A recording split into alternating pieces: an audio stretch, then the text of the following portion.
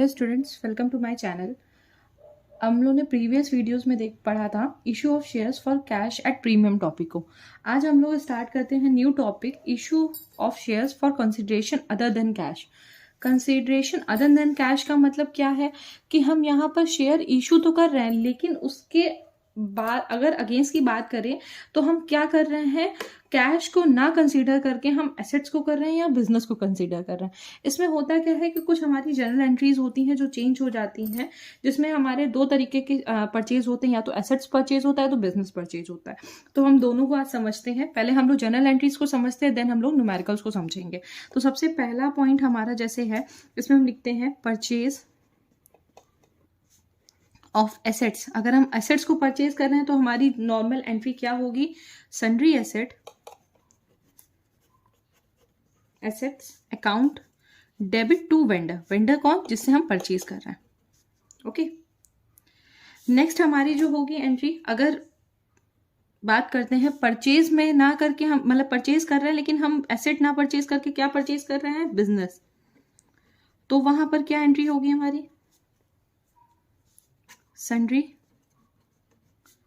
Assets account debit to sundry liability. Generally questions में sundry assets और sundry liability दिया रहता है और साथ में वेंडर भी हमें पता रहता है क्वेश्चन में। ठीक है, चेंजमेंट यहाँ पर जो मैंने यहाँ पे स्पेस छोड़ा है वो ये इसलिए छोड़ा हुआ है कि होता क्या है, आपके अगर यहाँ पर बैलेंस सपोज करो यहाँ पे 1 लाख है, यहाँ पे 50,000 है और यहाँ पर भी 50 सपोज करो 70,000 है, तो 20,000 इधर बैलेंस आ रहा है।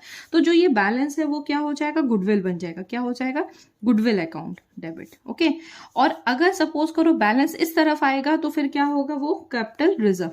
ठीक है, कैपिटल रिजर्व।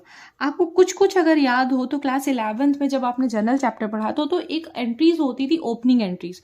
उस ओपनिंग एंट्रीज में इसी तरीके का थोड़ा सा सिमिलर था कि अगर आपका क्रेडिट में बैलेंस आता था तो हम क्या करते थे, कैपिटल रिजर्व बैलेंसिंग फिगर मान लेते थे। ये जो दोनों होंगे वो क्या होंगे, बैलेंसिंग फिगर हो जाएंगे। Okay, balancing figure, fine. तो ये हमारी दोनों एंट्रीज हुई, बिजनेस परचेज अगर हम एसेट कर रहे हैं और अगर हम बिजनेस परचेज कर रहे हैं। अब हम नेक्स्ट एंट्रीज बात करते हैं।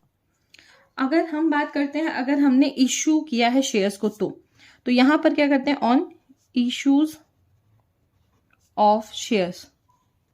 तो क्या करेंगे, पहला केस है अगर हमने इशू किया है share to vendor at a par, मतलब कि if shares are issued to vendor at par, तो हमारी एंट्री क्या बनेगी, बहुत सिंपल एंट्री है, vendor account debit to share capital. ठीक है, जो आपकी परचेज के टाइम पर एंट्री थी, जैसे आप लोग यहां पर देख रहे होगे कि sundry assets account debit to vendor है, तो सिंपल है, शेयर इशू करते टाइम पर क्या हो जाएगा, vendor account debit to share capital. ठीक है, वेंडर आपका पहले क्या था, क्रेडिट था, अब वो शेयर इशू करते टाइम पर डेबिट हो जाएगा टू शेयर कैपिटल। ठीक है, और अब हम नेक्स्ट एंट्री की बात करते हैं, B if shares are issued to vendor at premium. अभी हमने क्या पढ़ा था, एट पार पढ़ा था, अब हम बात करते हैं प्रीमियम की। तो प्रीमियम में कुछ नहीं है, सिक्योरिटी प्रीमियम रिजर्व ऐड हो जाएगा, बाकी सब कुछ सेम रहेगा। वही एंट्री होगी, vendor account debit to share capital to security premium reserve. Okay, security premium reserve account, बस, और कुछ भी चेंज नहीं होगा, सब कुछ सेम एज होगा। ठीक है, तो हमारी ये कुछ जनरल एंट्रीज थी जो हमने आप समझ ली। अब हम लोग न्यूमेरिकल्स में आते हैं। आज हम लोग क्वेश्चन नंबर 12 को देखते हैं। क्वेश्चन नंबर हमारे 12 में बोला जा रहा है, पहला है हमारा issue of shares for the consideration other than cash के टॉपिक का। Herbal limited is registered with an authorised capital of 12,50,000 divided into 1,25,000 equity shares of 10 each. Okay, मतलब ऑथराइज कैपिटल हमारी कितनी है, 12,50,000। It has an existing issued and fully paid up equity share capital of 4 lakh. It purchase a machine of for 4 lakh and issue 40,000 full paid equity shares to the vendor.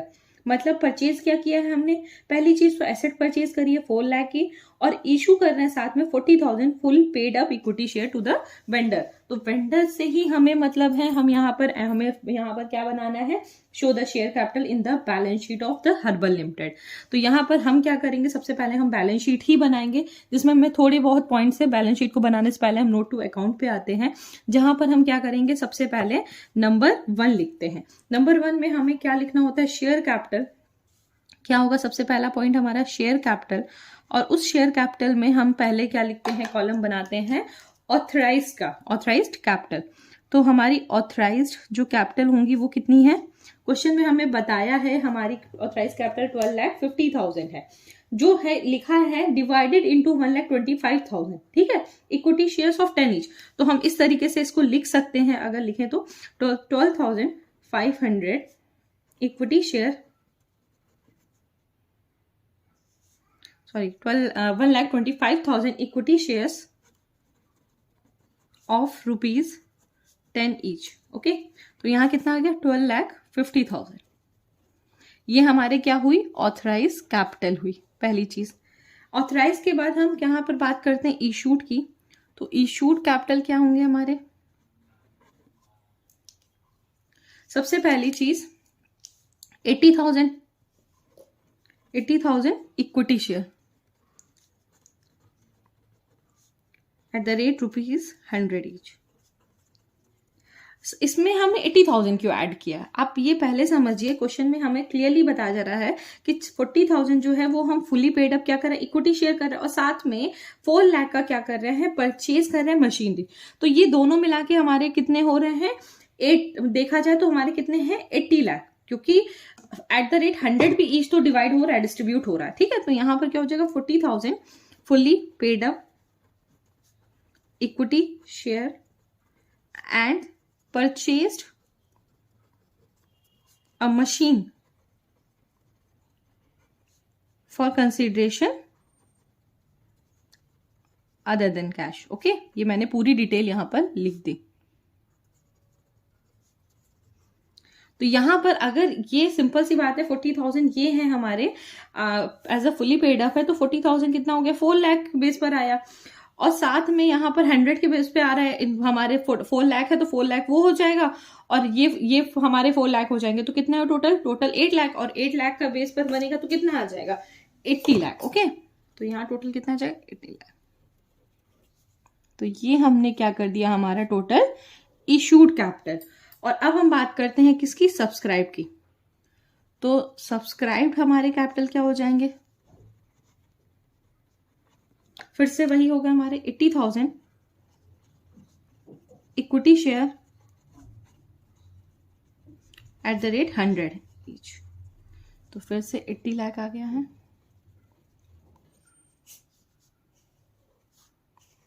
और अब हम लोग balance sheet में questions कर लेते हैं, अपना complete कर लेते हैं। तो बैलेंस शीट में जहां पर फर्स्ट नंबर डाल करके करते हैं, क्या हो जाएगा हमारा, इक्विटी एंड लायबिलिटीज। अब इसमें क्या है हमारा, शेयर होल्डर फंड,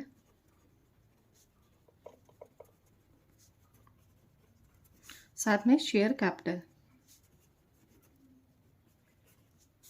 जो कितना आ जाएगा, 80 लाख, ठीक है।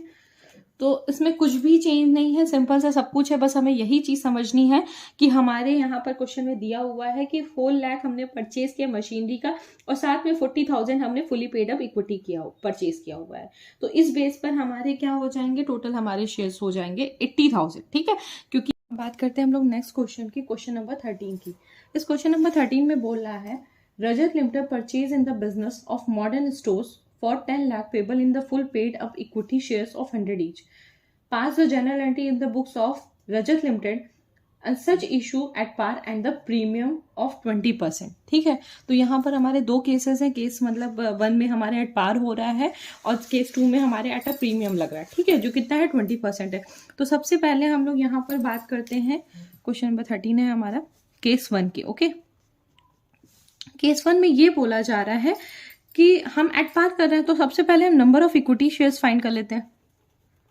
तो इक्विटी शेयर्स फाइंड करने के लिए हम क्या करेंगे, हमारे जो टोटल शेयर्स हैं, ठीक है, तो ऑथर हमारे कितने 10 लाख बोला जा रहा है, और divided by 100, at the rate हमारा फेस वैल्यू कितना है, तो यहाँ पे टोटल हमारा नंबर ऑफ इक्विटी शेयर्स कितना हो गया 10,000। तो अब हम एंट्री पास करेंगे, तो एंट्री हमारी क्या हो जाएगी, बिजनेस परचेज की क्या थी, business account debit to vendor, और वेंडर यहाँ पे क्या है, modern store, to modern store account, ठीक है। और अमाउंट कितना आ जाएगा 10 लाख। नरेशन लिख देते हैं, being business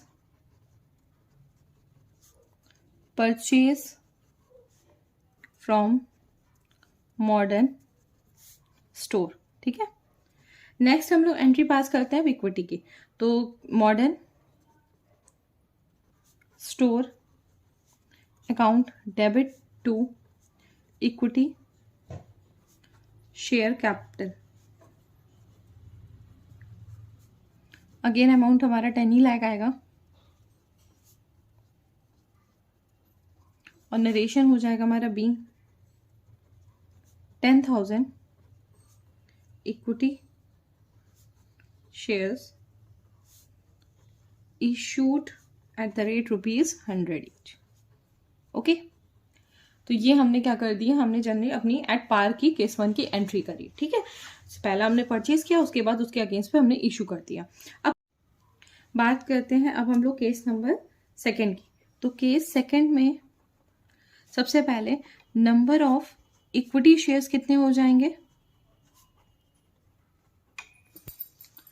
10 lakh divided by यहाँ पे 120 होगा, क्योंकि 20% हमारा क्या लग रहा है, प्रीमियम लग रहा है। तो टोटल अमाउंट आ जाएगा 8,333। तो यहाँ पर सबसे पहले हमारी एंट्री होगी business account debit to modern store account, ठीक है। अमाउंट कितना आ जाएगा 10 लाख। नरेशन लिख देंगे हम लोग, being business purchase from modern store, okay. Next यहाँ पर एंट्री करने के बाद हम इक्विटी शेयर में करते हैं ट्रांसफर, तो यहाँ पर हो जाएगा हमारा modern store account debit to equity share capital to security premium reserve, ठीक है। अब सबसे इंपॉर्टेंट है, यहां पर तो अमाउंट हमारा 10 ही लाख आएगा, यहां पर कितना आ जाएगा 8,333 इंटू 100, तो ये कितना आ जाएगा हमारा अमाउंट 8,33,300, ओके। और यहां पर देखें तो कितना अमाउंट आएगा हमारा 20, तो कितना आ जाएगा 1,66,660, ठीक है। तो आपने अगर आप अभी कैलकुलेशन करोगे तो इन दोनों को ऐड करके इसे माइनस करोगे तो 40 रुपीज का डिफरेंस आ रहा है। और अकाउंट्स में अगर कोई भी डिफरेंस है तो हमें उस पर फोकस करना पड़ता है, ऐसा नहीं है कि हम उस पर ध्यान नहीं देंगे कि चलो 40 है चलो इग्नोर कर दें। तो यहाँ पर क्या हो जाएगा, ये जो अमाउंट है वो हम क्या कर देंगे, बैंक में ट्रांसफर कर देंगे, ओके। तो यहाँ पे हम नरेशन लिख देंगे, being 8,333 equity share at the rate ₹100 each at premium 20% premium, okay. इसलिए क्योंकि आपका है क्या सीन कि मतलब डेबिट और क्रेडिट हमेशा, ये आपने क्लास 11 में भी पढ़ा होगा कि debit credit will be always as a same amount, ठीक है। तो यहाँ पे हमने कर लिया क्वेश्चन नंबर 13। बाकी के क्वेश्चंस हम लोग नेक्स्ट वीडियो में देखते हैं। Thank you so much for watching my channel.